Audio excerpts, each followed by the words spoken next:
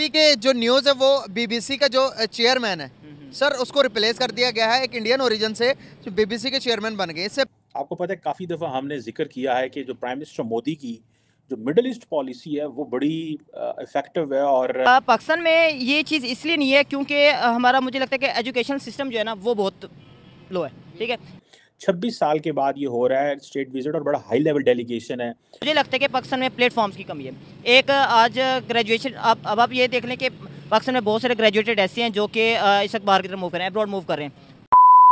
नमस्कार दोस्तों, BBC news जिसका चेयरमैन एक इंडियन को बनाया गया है जिनका नाम है समीर शाह जो कि इंडियन ओरिजिन के हैं। इस पर पाकिस्तान के जो लोग हैं वो कह रहे हैं कि भारत इतनी तेजी से तरक्की कर रहा है और हम कितने पीछे रह गए हैं। अभी के जो न्यूज़ है वो बीबीसी का जो चेयरमैन है सर उसको रिप्लेस कर दिया गया है एक इंडियन ओरिजिन से जो बीबीसी के चेयरमैन बन गए। इससे पहले की अगर मैं बात करूं तो 90 से ज़्यादा अमेरिकन कंपनीज है जिनके सीईओज इंडियन मिलते हैं, हमें देखने को मिलते हैं, लेकिन बदकिस्मती से एक भी पाकिस्तानी सीईओ नहीं मिलता जो कि अगर मैं बात करूं आईटी को लीड करता हो, जैसे कि फेसबुक, ट्विटर, व्हाट्सएप, इन चीज़ों को लीड करता हो, इन चीज़ों को डील करता हो। कोई इस तरह का बंदा हमें नहीं मिलता। क्या बात है कि हमारे अंदर टैलेंट नहीं है या हमारे जो एजुकेशन सिस्टम है इसमें फॉल्ट है? क्या बात है, इंडियंस की इतनी रिस्पेक्ट क्यों? सर मुझे लगता है कि नो डाउट जो आप देखते हैं कि पूरी दुनिया में जो इंडिया है वो एक मैं कहता हूँ कि टोटल हर चीज़ को लीड कर रहा है। इवन आप किसी भी इंटरनेट की दुनिया में चले, आईटी की फील्ड में अगर आज की दुनिया में किसी का नाम है तो वो इंडिया का है, नो डाउट। ठीक है, पाकिस्तान में ये चीज़ इसलिए नहीं है क्योंकि हमारा मुझे लगता है कि एजुकेशन सिस्टम जो है ना वो बहुत लो है। ठीक है, एक तो ये, सेकेंडली जो हमारे पास जो हमारा लैक है वो है हमारे पास ये कि हम टैलेंट को नहीं प्रमोट करते। हमारे पास बहुत सारे बच्चे, बहुत सारे लोग ऐसे हैं, हमारे यंग टैलेंट ऐसे है जो कि आगे आने के लिए तैयार है, लेकिन उनके पास प्रॉपर अपॉर्चुनिटीज़ नहीं है, उनके पास प्रॉपर एक प्लेटफॉर्म नहीं है। अब मैं आपको बात करूँ, मेरे एक दोस्त है, उसने BScs किया हुआ है, या मैं अगर अपने एक दोस्त की बात करूँ, उसने BSIT किया हुआ है 2014 में। ठीक है, लेकिन वो बेचारा 2014 से अब ये 2024 लग रहा है, वो तब से घर बैठा हुआ है। वो कभी फाइवर पे काम कर रहा है, कभी अपवर्क पे काम कर रहा है, कभी फ्रीलांसिंग, पता नहीं क्या क्या कुछ कर रहा है। उसको प्रॉपर कभी कोई एक प्लेटफॉर्म नहीं दिया गया कि जिस पे रह के वो प्रॉपर अपना अपने आप को आगे लेके जा सके।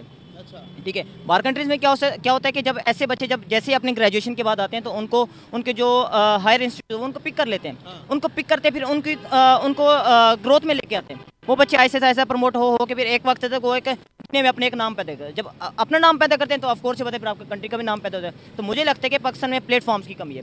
एक आज ग्रेजुएशन अब आप ये देख लें कि पाकिस्तान में बहुत सारे ग्रेजुएटेड ऐसे हैं जो कि इस वक्त बाहर की तरफ मूव कर रहे हैं, अब्रॉड मूव कर रहे हैं। क्यों मूव कर रहे हैं? क्योंकि यहाँ पर हमारे पास प्रॉपर प्लेटफॉर्म नहीं है।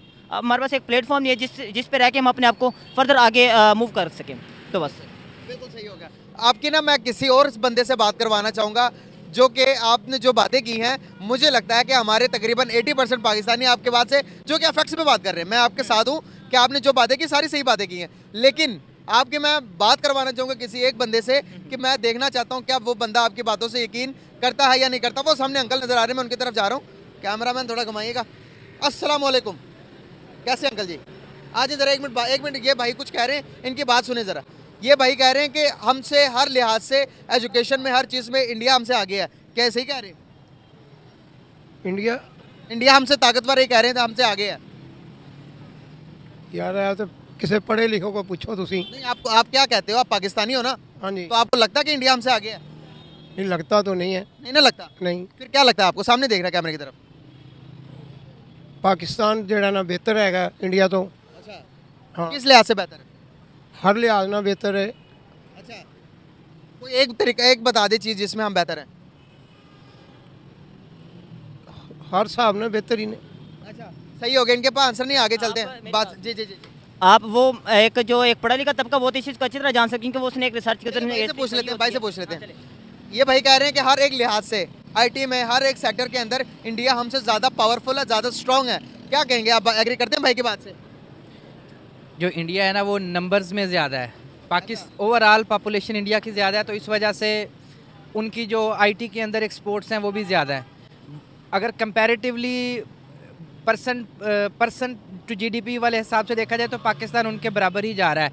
आपको पता है काफ़ी दफ़ा हमने जिक्र किया है कि जो प्राइम मिनिस्टर मोदी की जो मिडल ईस्ट पॉलिसी है वो बड़ी इफ़ेक्टिव है और वो जो हेजिटेशन थी इंडियन फॉरेन पॉलिसी इस्टेब्लिशमेंट के अंदर, मिनिस्ट्री फॉर एक्सटर्नल अफेयर्स के अंदर, कि मुस्लिम दुनिया तक अप्रोच ना करें, पाकिस्तान का इन्फ्लुएंस है, कश्मीर है, बहुत सारे और मामलात हैं। It seems with every passing day things are changing. और अभी हम देख रहे हैं कि जो ओमान के जो सुल्तान हाशम बिन तारिक, जो कि हेड ऑफ स्टेट हैं सल्तनत ऑफ ओमान के, जो वो इंडिया आ रहे हैं on a state visit which is happening after 26 years. 26 साल के बाद ये हो रहा है स्टेट विजिट, और बड़ा हाई लेवल डेलीगेशन है।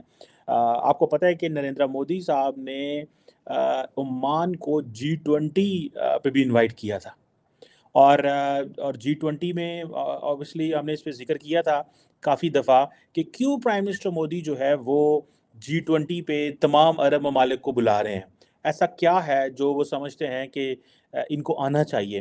ज़ाहिर बात है that was just something very important for India कि आप जो है वो अपनी सॉफ्ट पावर दिखाएं, that India is a country which is no more the same.